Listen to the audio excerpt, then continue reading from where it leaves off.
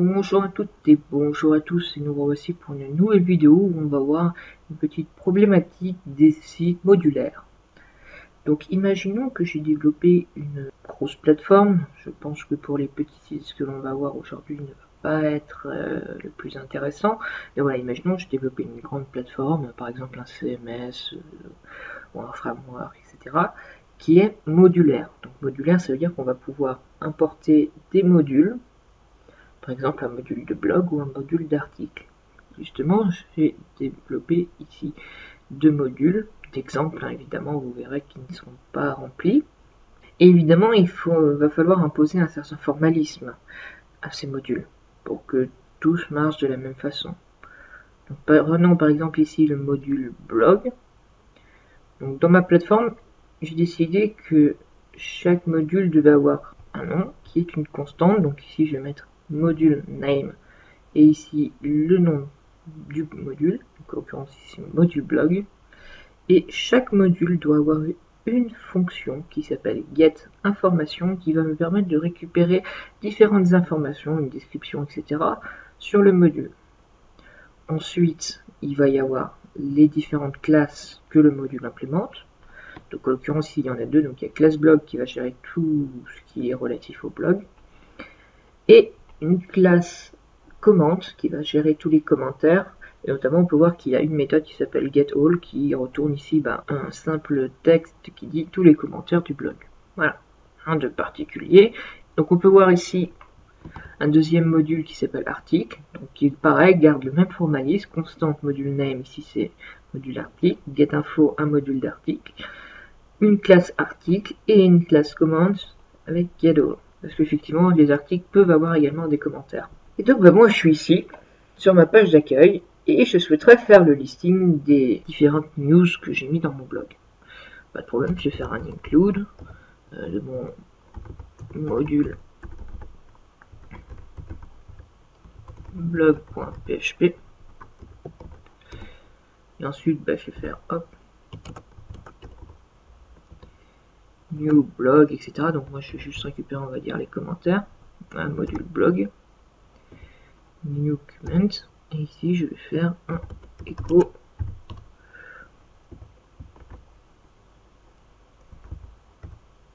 getAll. Et je vais également afficher, si ça a bien marché, le module name.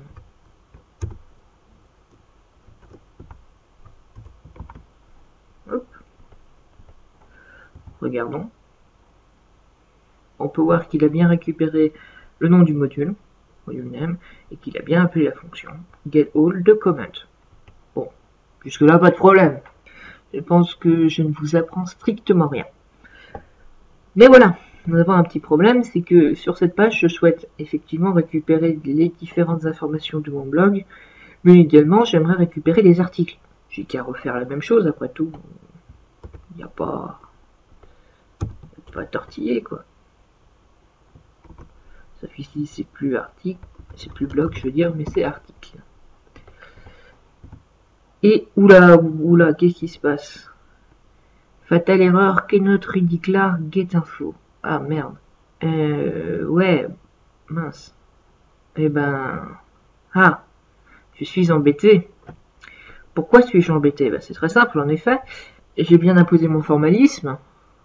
Mais du coup, ça veut dire que je vais redéfinir des fonctions qui existent déjà. En l'occurrence, constante. C'est une constante, ça veut dire qu'on ne va pas pouvoir la modifier. Or, quand j'inclus ici mon fichier module article, et bien ici je la redéclare. Donc déjà en plus je vais modifier une constante. Donc déjà je vais avoir une erreur. Ici la fonction getInfo, elle existe déjà. Donc il est en train de me dire oula mais attends, tu es en train de redéclarer une fonction getInfo, ça marche pas comme ça. Et si j'allais plus loin, si je commentais ça, il va me dire mais attends, mais la classe comment elle existe déjà, tu peux pas la redéfinir comme ça. Donc là on se trouve avec un problème parce qu'effectivement là j'ai des erreurs quoi. Je peux pas. Il me dit non, tu ne peux pas redéclarer quelque chose qui existe déjà. Alors en pratique, qu'est-ce qu'on aurait pu faire? C'est très simple, on aurait tout simplement utilisé des préfixes ou des suffixes. Par exemple, je sais pas, ici module name, je l'aurais changé pour faire module dem-article. Ici, j'aurais fait pareil, get-info de article. Enfin voilà, j'aurais mis un suffixe ou un préfixe, mais j'aurais mis un truc pour distinguer mes différentes informations. Alors, globalement, c'est ce que l'on va faire, mais on va pas changer les noms ici. On va conserver le fichier tel quel, et en fait, on va utiliser un préfixe. On va dire, en gros, à notre page, que ici, tout ce qui va se trouver ici, ça va être préfixé. Donc, comment est-ce qu'on utilise ça? Eh ben, il suffit d'ici de définir ce qu'on appelle un namespace, d'où le nom du tutoriel. Donc ici, on va faire namespace, et ici, on va mettre article. C'est tout ce que vous avez à faire. En fait, ce que vous venez de faire, c'est que vous venez de donner un espace de nom. Il faut voir ça en quelque sorte comme on va dire un système de fichiers en fait. Par défaut, on est dans le même dossier, c'est le dossier racine. Vous ne pouvez pas avoir dans un même dossier tout simplement deux fichiers qui s'appellent exactement pareil. Là, il y a votre OS qui va vous dire excusez-moi, mais c'est pas possible. Soit on écrase l'un pour mettre l'autre, soit je mets un petit, soit on change le nom. On met généralement entre parenthèses un petit 2. Là, en gros, c'est pareil. Ce qui va vous dire, c'est que vous ne pouvez pas redéfinir module name ou get info tout simplement parce qu'ils sont en quelque sorte dans le même dossier virtuel. Et nous, ce que l'on va faire, c'est qu'on va changer le namespace, donc on va changer l'espace de nommage. Et on va dire que ça se trouve dans un dossier qu'on va appeler article. De ce fait, ça ne va plus être en conflit avec ce qu'il y a dans le dossier global. Et ici, je vais faire tout simplement pareil. Je vais mettre un namespace blog. Voilà. Et donc là, si je lance, voilà. Ici, vous voyez, il me dit use an undefined constant module name. En gros, ça veut dire qu'il n'arrive pas, tout simplement, à trouver le module name. En effet, puisqu'il n'existe pas dans cet espace de nom qui est l'espace général, il va falloir lui dire tout simplement dans quel, entre guillemets, dossier virtuel il se trouve, dans quel espace de nommage, dans quel namespace il se trouve. Donc par exemple, ici, je vais dire que c'est blog.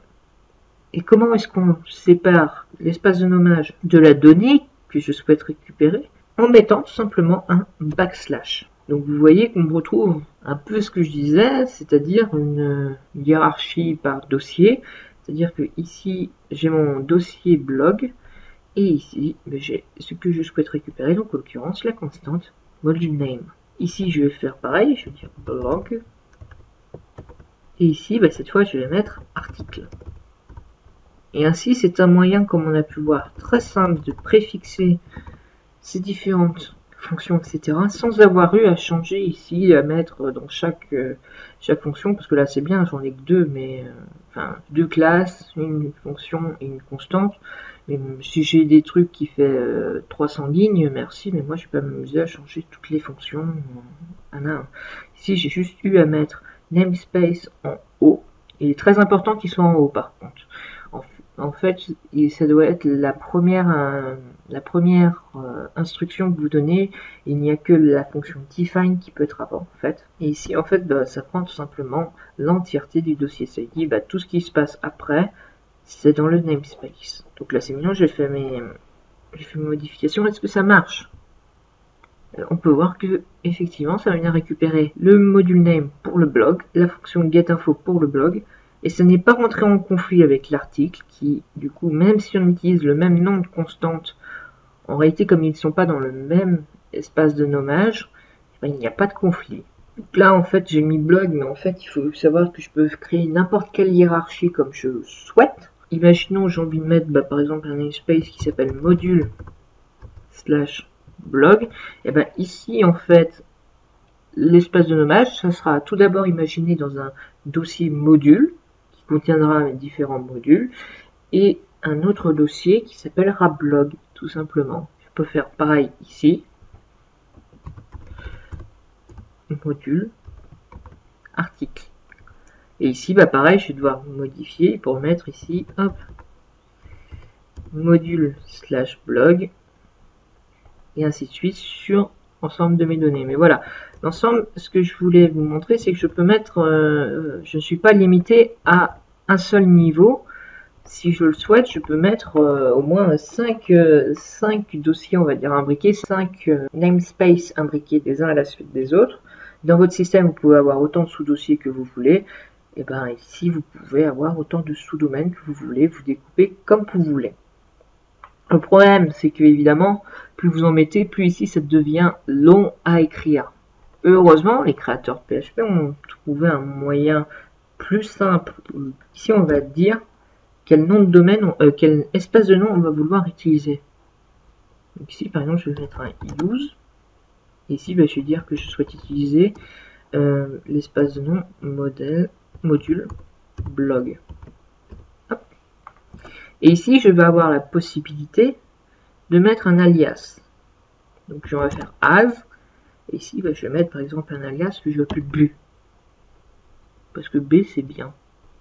Et ici, je n'aurai plus qu'à mettre B. Et B. Et regardons.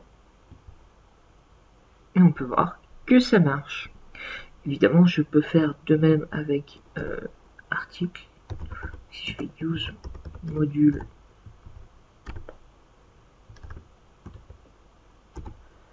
blog as A. Et ici, j'ai plus qu'à mettre A.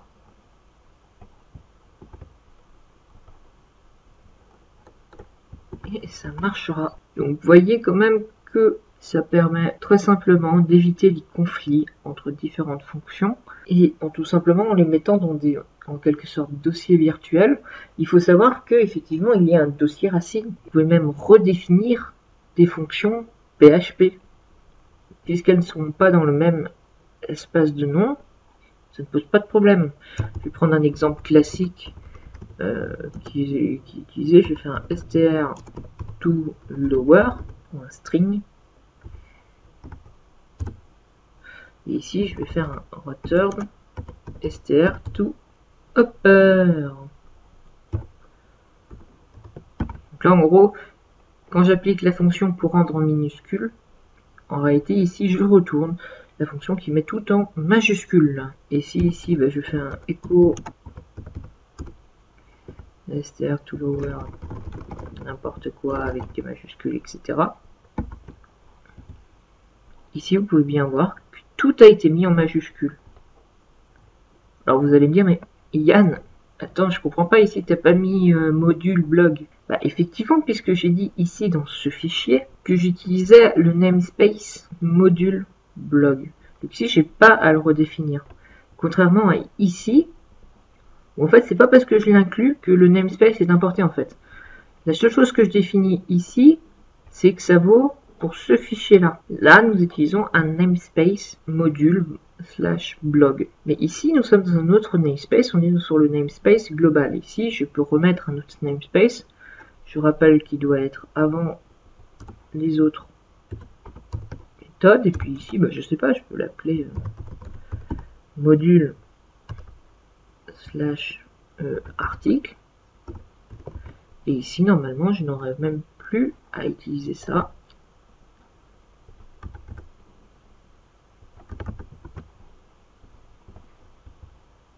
Voilà, on peut voir qu'il n'y a pas de problème. Il n'y a pas d'erreur. Ok, je suis sur le module, mais moi, je voulais vraiment le mettre en minuscule, quoi.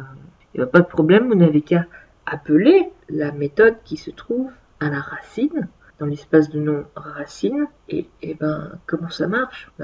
Exactement comme les chemins de fichiers, en réalité, vous n'avez qu'à mettre le chemin en absolu. C'est-à-dire que vous mettez racine, et ici, la fonction. Et ici, en regardant, et ça m'a bien tout mis en minuscule. Pourquoi? Tout simplement parce que ici, j'ai fait appel à l'espace racine, et après, j'ai utilisé la fonction qui se trouve dans l'espace racine. Et ici, j'aurais pu mettre racine module blog, et ça aurait rappelé la méthode qui me met en majuscule. C'est vraiment comme un système de fichiers, quoi. Vous voyez vraiment ça comme ça. En fait, ça affecte les constantes, les fonctions et les classes. Et en fait, ça va permettre de mettre ces 3 éléments dans des dossiers virtuels différents, justement pour éviter les conflits. Et ça va vous permettre simplement, très simplement, de préfixer l'ensemble de vos fonctions, méthodes et l'ensemble de vos fonctions, classes et constantes, et d'éviter ainsi les conflits et les fameuses erreurs, comme on a pu le voir, de redéfinition, etc. Et effectivement, lorsqu'on utilise des fonctions usuelles comme str, toLower, etc., nous, on met que ça, mais en réalité, derrière, il faut bien comprendre que, voilà, nous avons un magnifique backslash pour lui signaler en fait que cette fonction doit être cherchée dans l'espace de nom global. Parce qu'en réalité, par défaut, on a un namespace global. C'est pour ça qu'il n'a pas besoin de le mettre. Et ouais, on ne nous dit pas tout, pour reprendre une citation d'une humoriste. Et d'un autre côté, vous vous êtes dit, ok, donc là j'ai défini, etc. Mais imaginons que je fais, je sais pas moi, un substring. Donc ici je mets 5. Est-ce que ça va aller chercher ici? Parce que moi ici dans ma classe, dans mon espace de nom, je n'ai pas défini de substring moi.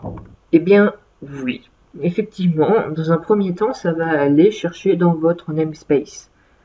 Mais ne vous inquiétez pas, en réalité, s'il ne trouve pas la fonction dans le namespace qui a été défini ici, eh ben, il n'y a pas de problème. En fait, il va tout simplement aller à la racine, voir si la fonction existe déjà. Vous n'allez pas devoir, on va dire, redéfinir l'ensemble des fonctions de PHP, heureusement d'ailleurs. Ici, vous pouvez utiliser les fonctions de PHP globales, sans forcément vous embêter avec ça, et sans forcément avoir à mettre le slash pour lui dire d'aller regarder dans le namespace global. Donc voilà en gros quelle est la grande utilité des namespaces. Bon, il y a différents points que j'ai pas forcément abordés ici, mais par exemple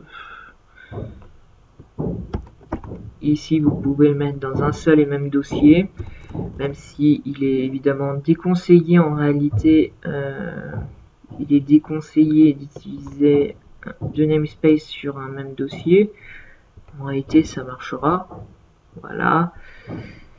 D'ailleurs, il est plutôt recommandé d'utiliser une autre méthode d'écriture qui consiste à utiliser des accolades pour bien séparer les namespaces.